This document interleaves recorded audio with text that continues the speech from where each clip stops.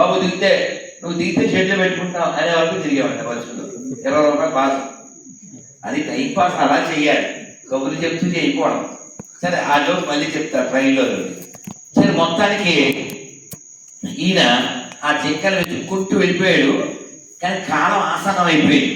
ఏ కాలం ఇది? చలికాలం, కడికాలం. ఆయనకి నిజమన్నా జోక్ కాదు, చివరి కాలం, పోయే కాలం.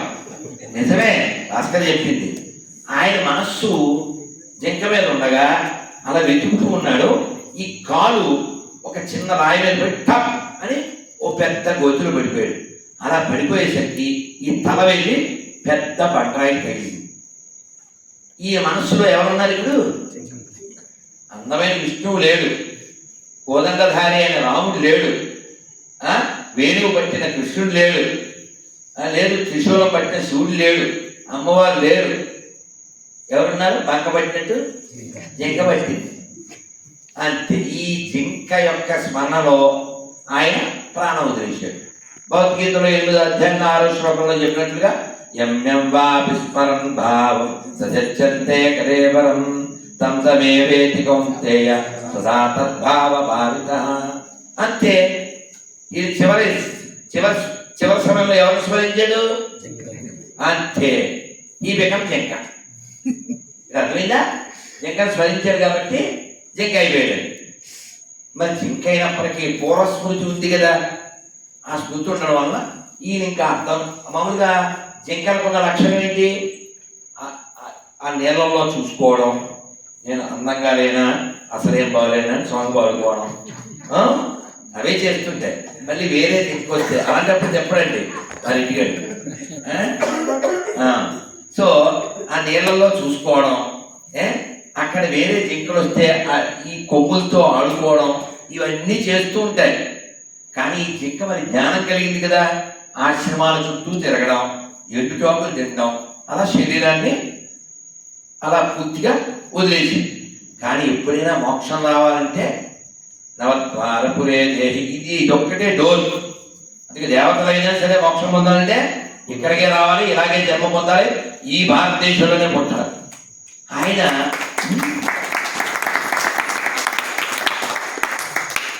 నేను ఈ కథ ఎందుకు చెప్తున్నానంటే మీరు చాలా ఉత్కృష్టమైనటువంటి స్థితిలో ఉన్నారు అని గుర్తు చేయడానికి చెప్తున్నాను.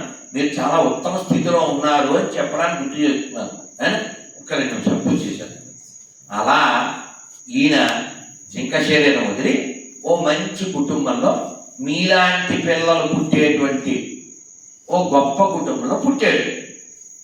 చక్కగా తండ్రి ఏమనుకుంటాడు? మీ నాన్నగారు మిమ్మల్ని ఇక్కడ చేర్చారు కదా, మరి నేర్చుకోరా, గురువుగారు చెప్పినట్లు వినండి అని, ఇలా ఏదో వేద విద్య నేర్పిద్దామని అనుకున్నారు. కానీ ఈయన మళ్ళీ నోరిప్పితే ప్రమాదం కదా, మళ్ళీ ఎక్కడో చోట మళ్ళీ బంగాడుకూడదని మామూలు భాషలో చెప్తే బంగ వేదాలా తయారయ్యేది వాళ్ళ దృష్టిలో. కానీ లోపలైనా నిరంతరం భగవన్నామస్మరణ చేస్తూ ఉన్నాడు. ఈయన పేరు భరతుడు కదా, ఆ జన్మలో జడ భరతుడు. జడం అంటే ఏంటిగా? ముద్దులా చెప్పనాలి మన భాషలో చెప్తే. అలా ముద్దులా ఉండేవాడు. కానీ లోపల మొత్తం ఈ ప్రపంచాన్ని రద్దు చేసుకుని భగవంతుడు ముద్దుగా ఉన్నాడు, హద్దులు తీసుకుని. అర్థమైందా పిల్లలు? ఈ లోపల మాత్రం భగవంతుడితో దివ్యంగా ఉన్నాడు, బయట చూస్తే ముద్దులా ఉన్నాడు. సరే మొత్తానికి వాళ్ళ నాన్నగారు చెప్పి కాలం చేశారు. వాళ్ళ అన్నయ్యలు ఈయన పొలంలో కాపలాకి ఉంచారు. కాపలా మంచి అంటారు. కాపలాకి పెడితే దొంగలు ఈయన ఎత్తిపోయారు. ఏమంటే ఎవరన్నా మన ఎత్తిపోతుంది అంటాం కదా, ఈయన అసలు ప్రతిఘటించలేదు, పట్టుకుపోయారు. స్నానం చేయమన్నారు, చేసాడు. పసుపట్లు కట్టుకున్నారు, కట్టేసుకున్నాడు. తలకాయ ఉంచన్నారు, వచ్చేసాడు ఖాళీ అమ్మవారి ముందు. ఆ తర్వాత ఏం జరుగుతుంది మామూలుగా చెప్పండి? దిగదండి. ఇవన్నీ తెలియదండి, మనకి తెలుస్తుంది కదా, అవునా? ఆయనకి తెలుసు. కానీ ఆయన ఎక్కడ పరిపూర్ణ శరణాగతి పొందాడు కదా, ఆయన ఎక్కడ రియాక్ట్ లేదు. తల ఉంచేశాడు. వాళ్ళు కత్తెత్తి వడ్డలెత్తి ఈయన్ని వేసేద్దాం అనుకునే లోపులో కాలికదే వచ్చి ఇలా అర్థమేసి మొత్తం అంతా వేసేస్తే, ఏమంటే ఇప్పుడు ఎవరైనా మన రక్షిస్తే మనం ఏం చెప్తాం? పిల్లలు థ్యాంక్స్ చెప్పాలా? ఈయన అసలు ఏం జరగనట్టే. జనభద్రుడు ఏం జరగలేదు ఇక్కడ అనేది వెళ్ళిపోయాడు అంతే. ఆ తర్వాత రఘుగండి అనే రాజు కలవడం, ఆయన జీవితంలో మొట్టమొదటిసారి ఆయన్ని మాట్లాడడం, అది కూడా చాలా బాగుంటుంది. ఇదంతా ఎందుకు చెప్పంటేనా, మనం అందరం చాలా చాలా భాగ్యవంతులం, అదృష్టవంతులం.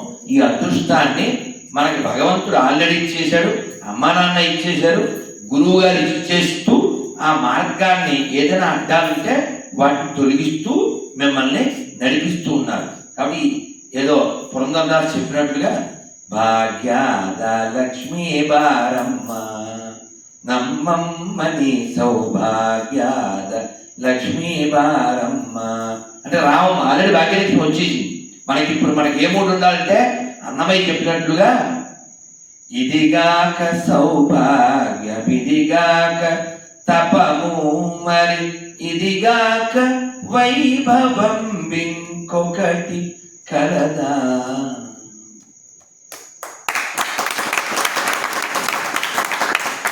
మీరందరూ కూడా వేదం చదువుకుంటున్నందుకు, ఇటువంటి గురువులు గారి దగ్గర నేర్చుకుంటున్నందుకు ఎప్పుడు ఆనందిస్తూ ఉండండి, సంతోషిస్తూ ఉండండి. అది కూడా గోదావరి పక్కన పుట్టి పెరుగుతున్నందుకు ఇంకా ఆనందించండి. ఈ జీవితాన్ని సార్థకం చేసుకుంటున్నందుకు మీరు ధన్యులని ఎప్పుడూ భావించండి. ఇందాక మన శశి చెప్పాడు కదా ప్రవర వివరంగా, ఆ ప్రవర వివరం మీరు చదువుకున్న ప్రతిదానికి వివరం నేర్చుకుని అది మీ లోపల ఇంకిపోయి అంత అంకితంగా వచ్చే తరాన్ని మీరు మీ యొక్క వాక్కులతో రక్షించాలి. గుర్తుపెట్టుకుంటున్నారా? చెప్పింది అర్థమవుతుంది కదా? చాలా చాలా సంతోషం. మీ అందరికీ తెలుసు, మనం చివరిలో వ్యాధి చెప్పేప్పుడు ఏదైనా కార్యక్రమం అయిపోతే గో బ్రాహ్మణేభ్య సోమస్తు నిత్యం లోకా సమస్త సుఖినో భవంతు కాలే వర్షతు పద్యన్యా పృథివీ సస్య, ఇదంతా చెప్పిన తర్వాత కాశీలో నేను పుష్పగిరి పీఠాధిపతులు వారిని అడిగాను, ఇది లైవ్ జరుగుతుందండి, గో బ్రాహ్మణేభ్య అని చెప్పారు, పక్షపాతం అంటారు అన్నీ, మీరు వివరం చెప్పండి. లోకా అదే ఇది చెప్తాం కదా, బ్రాహ్మణ సంతు నిర్భయ, ఈ వివరం చెప్పండి అన్న. వాళ్ళు చెప్పారు చాలా బాగా, అంటే అందరికీ తెలిసిన పిల్లల కోసం చెప్తున్నాను. ఎక్కడైతే బ్రాహ్మణులు నిర్భయంగా తిరగలుగుతారో అక్కడ సమాజం ప్రశాంతంగా ఉంది అని అర్థం. ఎందుకంటే బ్రాహ్మణ దగ్గర బాంబులు ఉండవు కదా, బ్రాహ్మణ దగ్గర కత్తులు ఉండవు కదా, బ్రాహ్మణ దగ్గర తుపాకులు ఉండవు కదా, తీవ్రవాదం ఉన్నది కదా. మనకేం తెలుసు? ఏదో ఆశీర్వచనం చేస్తారు, లేదా వారి వారి వేదపాఠం వారు చదువుకుంటారు, లేదు వారి వారి సాధన వారి అనుష్ఠానం వారు చేసుకుంటారు. లోకానికి ఎక్కడైనా నష్టం జరుగుతుందా? బ్రాహ్మణ వల్ల కష్టం తొలుగుతుంది, ఆశీర్వచనం లభిస్తుంది కదా. కాబట్టి బ్రాహ్మణుడు ప్రశాంతంగా జరగలిగితే ఆ సమాజం బాగుంది అని అర్థం. అలాంటి సమాజమే మనకు కావాలి. దానివల్లే లోకం బాగుంటుంది. అందువల్ల మీరందరూ కూడా ఏది నేర్చుకుంటున్నారో దాని అర్థం వివరంగా తెలుసుకుంటూ చక్కగా ఇంత మంది గొప్ప ఆచార్యుల అనుగ్రహం మీరు పొందుతున్నారు. కాబట్టి ఆ భాగ్యాన్ని చక్కగా భావిస్తూ ఆనందిస్తూ జీవించండి. ఒక పద్యం మీతో చెప్పించేస్తాను, సరదాగా పిల్లలు కదా ఆనందిస్తారు. నేను మీ అంత ఉన్నప్పుడు నేర్చుకున్నాను, తెలుగు అచ్చ తెలుగులో చెప్పేసుకున్నాను. మరి గోదావరిలో కదా చెప్పేనా? పిల్లలు చెప్పేస్తారు అందరూ. తాళాలు కూడా రెడీ ఉన్నాయి కదా, చక్కటి దగ్గర వీడి దగ్గర ఉన్నాయి. ఏ పేరు కన్నా? అజయ్. అద్భుతం, రెడీ ఉండు. నేను చెప్పినప్పుడు ప్లే చేయాలి.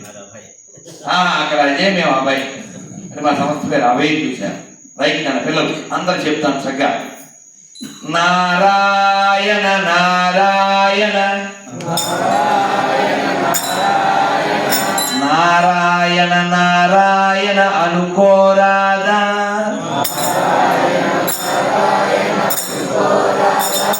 నాలికే చేదా ఓపికే లేదా, ఒంటికే బరువా. ఇప్పుడు అందరూ చప్పట్లు తాళాలు కొడుతూ కృష్ణ అంటే కష్టము లేదు, అచ్యుత అంటే ఆపద రాదు, రామ అంటే రోగము లేదు, నారాయణ అంటే నరకము రాదు, గోవిందంటే గొడవే లేదు. గోవిందంటే గొడవే లేదు. గోవింద గోవింద వెంకటరమణ గోవింద గోవింద గోవింద సంకటహరణ గోవింద గోవింద గోవింద. పిల్లలు చెప్పండి, మీకు గోవిందుడు కావాలా గొడవలు కావాలా? అచ్యుతుడు కావాలా ఆపదలు కావాలా? రాముడు కావాలా రోగం కావాలా? నారాయణ కావాలా నరకం కావాలా? కృష్ణుడు కావాలా కష్టం కావాలా? మీకు ఏం కావాలో మీకు తెలుసు, ఎలా సంపాదించాలో మీకు తెలుసు.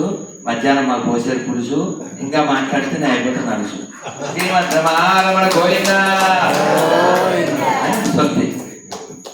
మీరు చెప్పండి.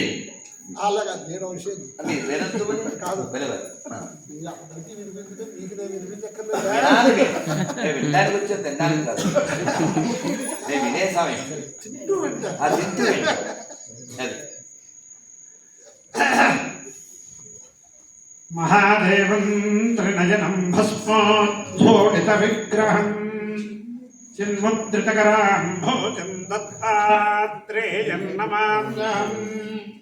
నమో బ్రహ్మణ్యదేవాయ గో బ్రాహ్మణహితాయ చ జగద్ధితాయ కృష్ణాయ గోవిందాయ నమో నమః. ఇవాళ ధర్మశాస్త్రం ప్రకారం మాట్లాడితే